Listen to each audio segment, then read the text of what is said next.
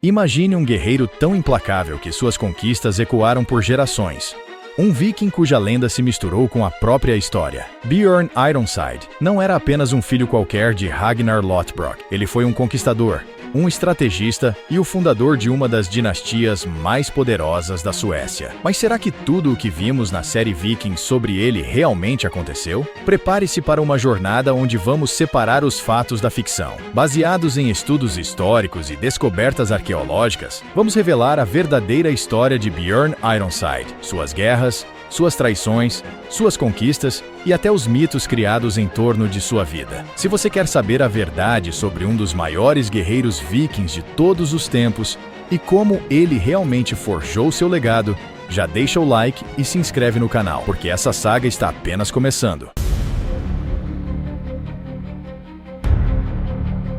A linhagem de Bjorn Ironside é um dos pontos mais controversos entre a história e a série Vikings. Se você assistiu à série, sabe que ele é retratado como o filho mais velho de Ragnar Lothbrok e Lagertha. Mas será que isso é verdade? Historicamente, as sagas nórdicas e os registros medievais, como o Gesta Danorum e a saga dos filhos de Ragnar, afirmam que Bjorn era filho de Ragnar e Aslaug, sua segunda esposa, e não de Lagertha. Na verdade, a própria existência de Lagertha como uma figura histórica é questionável. Ela pode ter sido um mito ou uma personagem inspirada em várias mulheres guerreiras da época. Outro ponto interessante é que, ao contrário da série, Bjorn não era o filho mais velho de Ragnar. Ele tinha pelo menos 3 irmãos igualmente lendários: Ivar, the Boneless, Hvitserk, Sigurd Snake in the Eye. Na série, a relação de Bjorn com Ragnar é cheia de conflitos e desafios, mas na realidade, os relatos indicam que seu pai o enviou ao exílio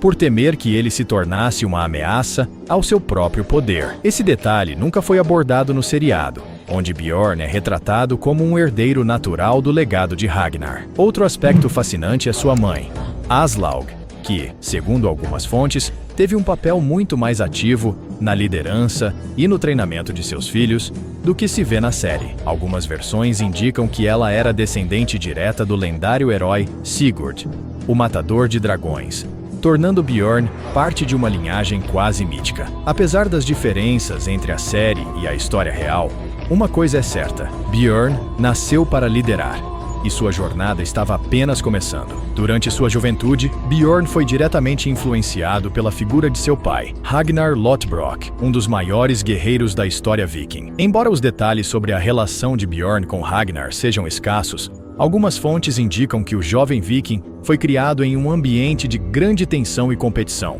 com constantes batalhas pela supremacia dentro da família e entre os clãs nórdicos. Sua educação militar foi, sem dúvida, influenciada pelos feitos de seu pai, mas também pelos desafios que o próprio Bjorn teve que enfrentar para garantir seu lugar nas futuras campanhas de guerra. Em sua juventude, Bjorn é frequentemente retratado em fontes como o Gesta Danorum como um jovem impetuoso, possuidor de uma coragem sem limites. Ele não era apenas um guerreiro habilidoso, mas também um líder nato, tomando decisões de alto risco em suas primeiras incursões. Uma das mais notáveis foi sua participação em uma série de expedições contra o Reino de França no início dos anos 850. As primeiras incursões vikings na região foram algumas das mais violentas e bem documentadas. E embora o histórico das batalhas seja obscuro em alguns pontos, sabemos que Bjorn se destacou em táticas de guerra de cerco, usando barcos rápidos para atacar de forma quase inesperada e sem dar tempo para uma resposta efetiva por parte das defesas locais. Durante esses ataques, Bjorn e seus companheiros vikings não apenas saquearam, mas também estabeleceram rotas de comércio, que se tornariam vitais para as economias nórdicas. Historicamente, sabe-se que os vikings estabeleceram diversos postos avançados comerciais ao longo da costa francesa e da Espanha, nos quais Bjorn desempenhou um papel crucial. Seu envolvimento nesses primeiros saques gerou um impacto duradouro na expansão das redes de comércio viking, ligando a Escandinávia ao sul da Europa, o que mais tarde se refletiria nas suas grandes campanhas no Mediterrâneo. Outro ponto de destaque na juventude de Bjorn foi sua habilidade em estratégias militares no campo de batalha, especialmente em relação ao uso das famosas longships, navios longos. Durante suas primeiras expedições,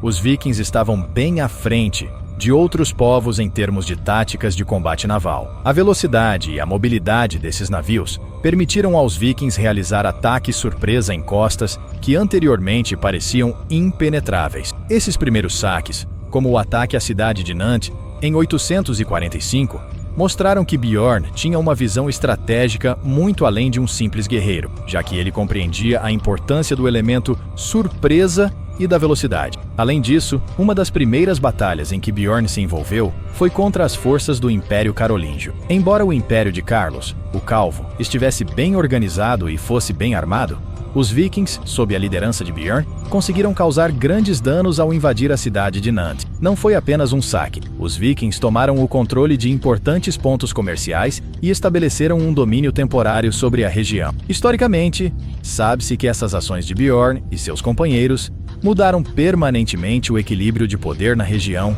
e enfraqueceram a posição de Carlos, o Calvo, no oeste europeu. Um aspecto frequentemente ignorado na série Vikings é o quanto a relação de Bjorn com seus irmãos, especialmente com Ivar, teve um impacto em suas decisões de guerra. Embora a série retrate uma forte união entre os filhos de Ragnar, as fontes históricas, como o Hervarar Saga, sugerem que as rivalidades entre os filhos de Ragnar eram intensas, principalmente após a morte de seu pai. A luta pelo poder entre eles era feroz, e isso refletia diretamente nas suas campanhas militares. Bjorn, ao contrário de Ivar, preferia métodos mais convencionais de batalha, o que às vezes o colocava em desacordo com os métodos brutalmente eficazes e muitas vezes implacáveis de Ivar. Em suas primeiras incursões, Bjorn mostrou não apenas um talento natural para a guerra, mas também uma visão pragmática sobre como os vikings poderiam expandir suas terras e influência sem entrar em conflito direto com os maiores impérios da época,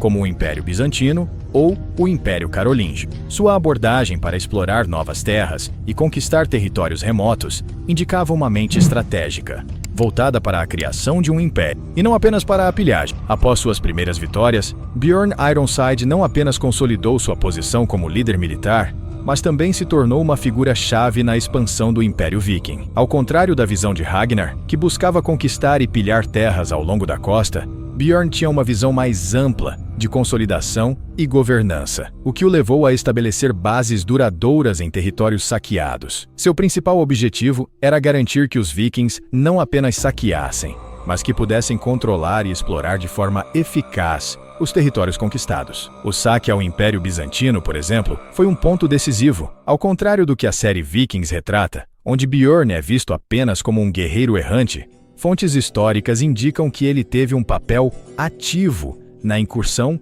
viking ao Mediterrâneo. As expedições no Mediterrâneo, especialmente na região da Sicília, mostraram o crescente interesse dos vikings por rotas comerciais e riquezas além da Europa Ocidental. As terras no sul foram exploradas e, ao contrário do que muitos pensam, não eram apenas destinos para pilhagem, mas também pontos de trocas comerciais lucrativas. A habilidade de Bjorn em formar alianças com outros povos foi fundamental para suas vitórias. Ele se alistou ao lado de povos bizantinos, latinos e outros grupos nórdicos, o que lhe conferiu uma rede de aliados e informações valiosas, algo que não se vê nas outras expedições vikings, que estavam mais voltadas para a guerra, sem a preocupação com o estabelecimento de um império. Bjorn também se destacou em campanhas no norte da África, onde, em conjunto com outros líderes vikings, se aventurou nas rotas comerciais através do Mar Mediterrâneo, além de ter realizado incursões no território muçulmano. Durante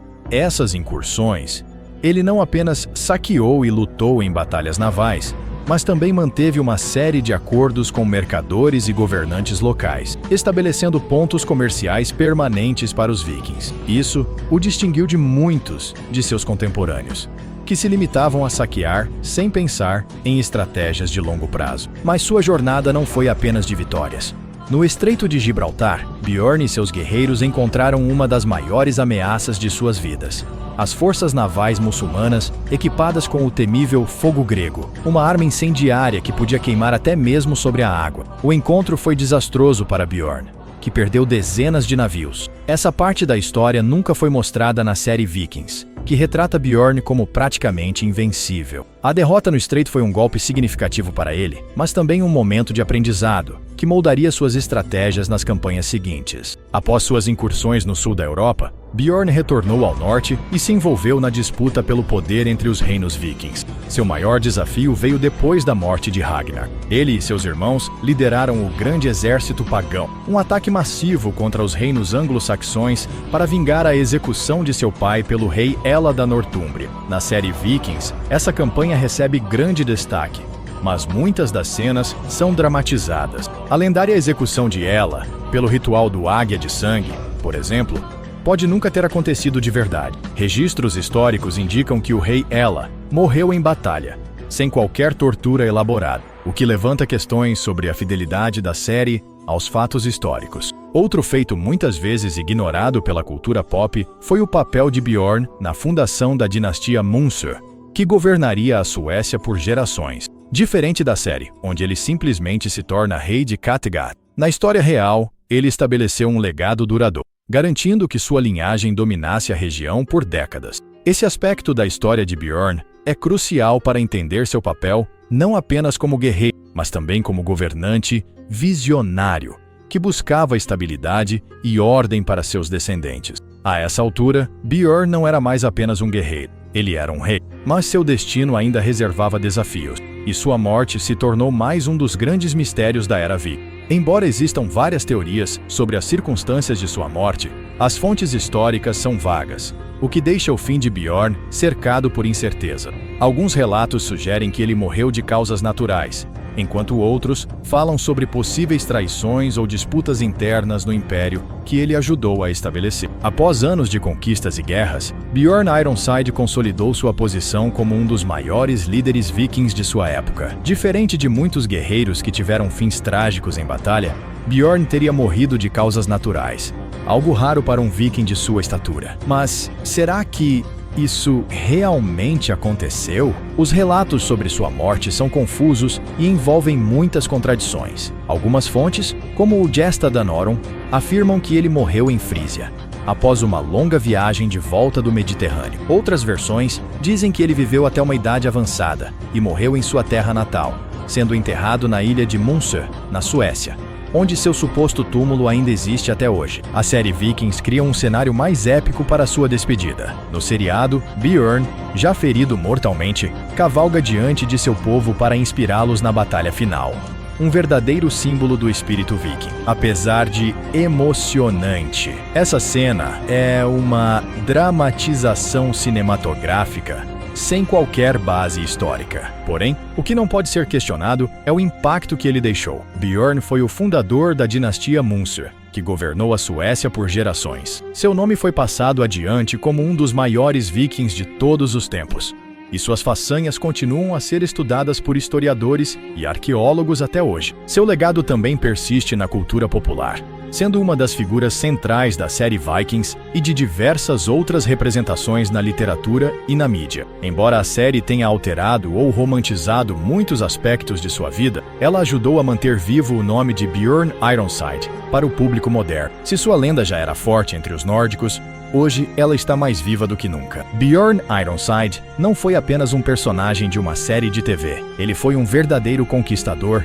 estrategista e líder que marcou a história viking. A série Vikings trouxe sua história para o grande público.